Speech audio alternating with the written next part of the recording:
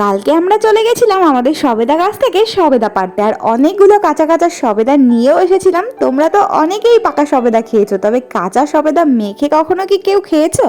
আমরা কিন্তু খেয়েছি। আগের বছরেও ঠিক এই সময় সবেদা পেরেছিলাম, আর অনেকগুলো সবেদা ফেটে গেছিল, সেগুলোকেই মেখে খেয়েছিলাম। আর আজকেও ঠিক তাই হয়েছিল, একটা সবেদা গেছিল ফেটে, আর যদি ওটাকে রাখা হয় পাকবে তো নাই, নষ্ট হয়ে যাবে। তাই জন্য ইপসিতা এদিকে সবেদাটা ভালো করে ছুলে নিয়ে গ্রেটার দিয়ে গ্রেট করে নিয়েছে। আর যেহেতু সবেদাতে অনেক কষ থাকে, তাই ওগুলোকে অনেক সুন্দর করে অনেকবার ধুয়ে ছাঁকনি দিয়ে ভালো করে ছেঁকে তারপরে তেঁতুলের পাল্প, একটু লঙ্কা, লবণ, চিনি আর লেবু পাতা দিয়ে মেখে নিলেই ব্যাস টেস্টি টেস্টি সবেদা মাখা রেডি। এদিকে তো আমরা খাচ্ছিলাম, সবাইকে দিয়েছি। একটা সবেদা হলে কি আছে, সবাই ভাগ করেই খেয়েছি একটু একটু করে।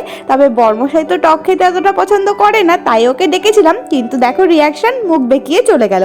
তোমাদের যদি ভালো লাগে তোমরাও একবার ট্রাই করে দেখো কিন্তু।